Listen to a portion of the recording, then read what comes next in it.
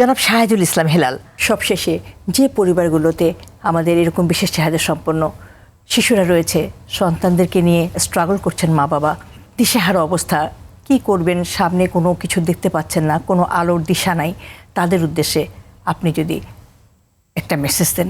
এরা তো সবাই প্রায়, আমি যতটুকু জানি, বাসায় বসে থাকে, মানে অমন প্রোডাক্টিভ কিছু করে না।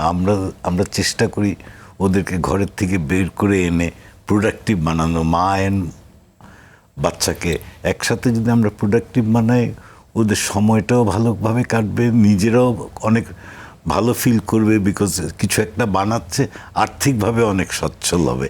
তা আমি আশা করি যদি আপনি যে প্রজেক্টটা এখন করে যাচ্ছেন, এটা যদি কন্টিনিউ করা যায়, উইদিন ফিউ ইয়ার্স আপনি দেখবেন যে অনেক রকম সাহায্যও পাবেন এবং কমার্শিয়ালিও এটা কিন্তু ভাইবেল করতে পারবেন। কারণ ওদের প্রোডাক্ট কোয়ালিটি এবং প্রোডাক্টের স্পিড আমি দেখলাম আমাদের ফ্যাক্টরিতে যেরকমভাবে করে হচ্ছে, কোনো অংশে কম না। তো ওই সেন্সে আমি আশা করব যে আপনার এই প্রজেক্ট যেটা করছেন, এটা একটা ব্র্যান্ড নাম দিয়েছেন, বর্ণালী নামটা যেন ঘরে ঘরে সব মহিলার কাছে যায়, আমি আশা করব। 6-7 মাস পরে আমি আপনাদের এই প্রজেক্টের সাথে ইনভলভ। তা আমি দেখছি যে ফ্যামিলির বা বাচ্চাদের হতাশ হওয়ার কোনো কারণ নাই। I C everything positive.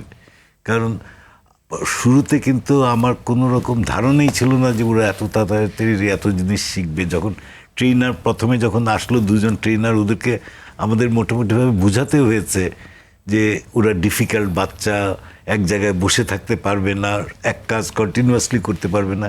কিন্তু কিছুদিন পরে দেখা গেল সব উল্টো, আমরা যা বলেছি একদম উল্টো। ওরা এক কাজ যতবার ইচ্ছা করতে পারে, একখানে বসে থাকতে পারে, কাজের জন্য ওরা লাঞ্চ খাওয়া বন্ধ করে দিতে পারে, কোয়ালিটি প্রোডাক্ট বানাতে পারে। So everything is positive. এটা কিন্তু ওদেরকেও হেল্প করছে, মাদেরকেও হেল্প করছে, সময়টা ভালোভাবে কাটছে। আমার মনে হয় সব দিকে এটা বিরাট একটা উপকার হচ্ছে। সুতরাং হতাশ হওয়ার কিছু নাই, স্টে পজিটিভ, স্বপ্ন দেখতে থাকেন, স্বপ্ন আমাদের পূরণ হবেই আমি আশা করি।